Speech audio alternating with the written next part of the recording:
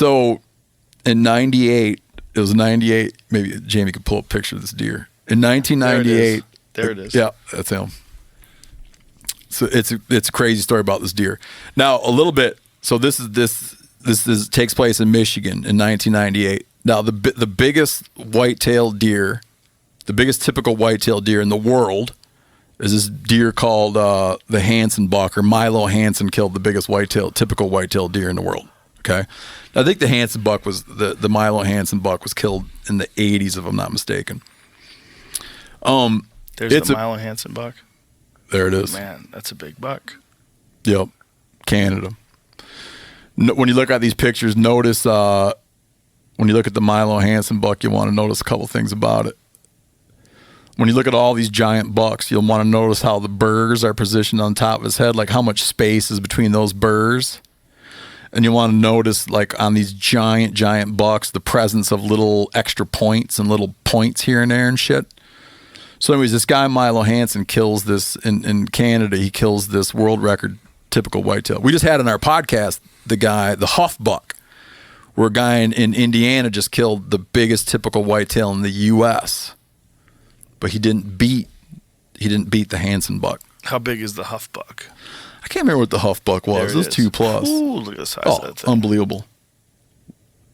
Wow. Yeah, didn't beat the Hanson Buck. I'll talk about the Huff Buck too, as I tell you about, like, controversy around the Huff Buck that is like not there anymore, but controversy that emerged. So there's this guy, Mitch Rompola, is this Michigan bow hunter, and weirdly, like, my old man knew Mitch Rompola because my dad used to measure bucks, and he would measure bucks for this place called Commemorative Bucks of Michigan, and Mitch Rompola was involved in Commemorative Bucks of Michigan. But one day, I think it was mid-November, Mitch Rompola in Traverse City, Michigan, kills a buck that's going to beat, that clearly smokes the Hanson Buck in size. Anytime something like that happens, there's like a lot of questions about, is it legit? Is it real? So one thing that becomes readily apparent is just the buck looks weird. Okay, like his antler configuration is weird. He calls some When you people, say weird, what do you mean by that? just a weird configuration. How absolutely perfect it is. How the burrs sit on its head. Notice how the burrs seem to be coming out the side of its head. Yeah. How it's tipped out. Okay? Yeah.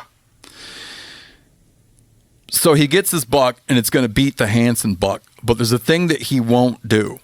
He won't let it be X-rayed.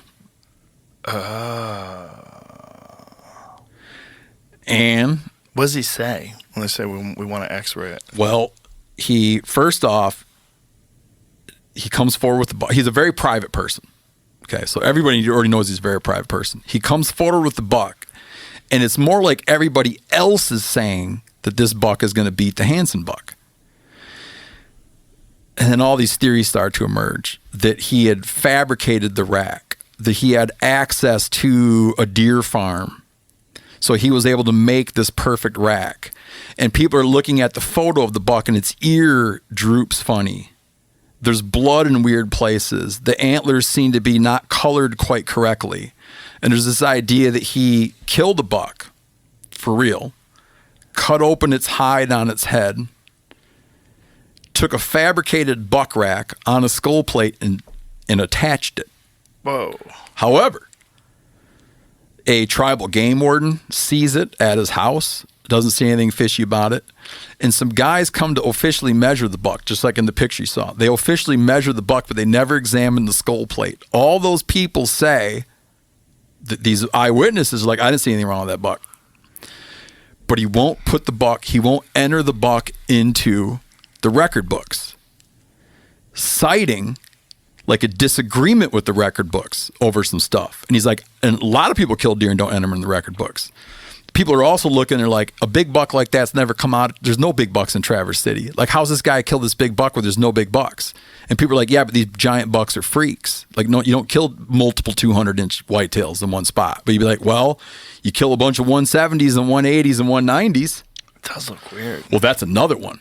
What's that one? Well, that's where the story starts getting rich. So no. So check this out. Well, this is the reason I want to make a documentary about this. It's legitimately unsolved. Milo Hanson, the guy that has the Hanson Buck, he makes a lot of money renting his buck out to buck shows. This is no joke, dude. Like, what? Like, like you'll have like trade shows, not trade shows, but like public sporting goods shows, gun shows, state sporting goods shows, whatever. The people that organize it will pay to have the Hanson Buck on display. But suddenly, the Hanson Buck isn't a hot ticket commodity anymore because everyone knows that the Rompola Buck beat the Hanson Buck. So now he's seeing his rentals go down because, like, you're not the biggest buck. We can't get the biggest buck because he doesn't want to show anybody, but you're not the biggest buck. They go to Rompola, and they have a non-monetary settlement. And Mitch Rompola, under threat of lawsuit, Mitch Rompola agrees in a non-monetary settlement that he will stop saying his buck is bigger than the Hanson Buck. Why would you do that? Then people are like, just get the buck x-rayed. Just get it x-rayed. Two individuals in Michigan come forward and say, I'll give you $10,000 to let me x-ray that buck. He wouldn't take the money. Then he says, and a lot of his friends think that this is like his legitimate response and this makes total sense. Then he says, fuck it. I'm not showing anyone the fucking buck. I'm done talking about it. Not why I hunt. I don't want to talk about it. Some years go by and it's put to rest sort of by someone saying it burned up in a house fire anyway. A lot of his friends are like, dude, that's totally a Mitch move. That's what Mitch would do.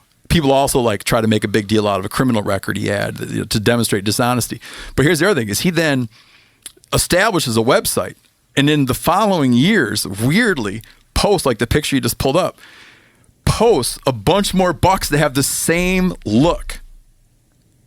What? That super wide, crazy look. And the website's now gone. But he then, over the course of years, keeps shooting these crazy looking bucks, which no one else in Traverse City is killing. And then, but he says, but that's not why I hunt. And people are like, if that's not why you hunt, why do you still have the website with all these crazy bucks that look like homemade bucks? Oh, wow. So he eventually he like vanishes from the public eye. And you got to understand, there's generational wealth attached to killing the world's biggest whitetail. Really? Oh yeah. Like it could be leveraged. Like that Hanson Buck. The amount of just endorsements and the never-ending like display stuff. When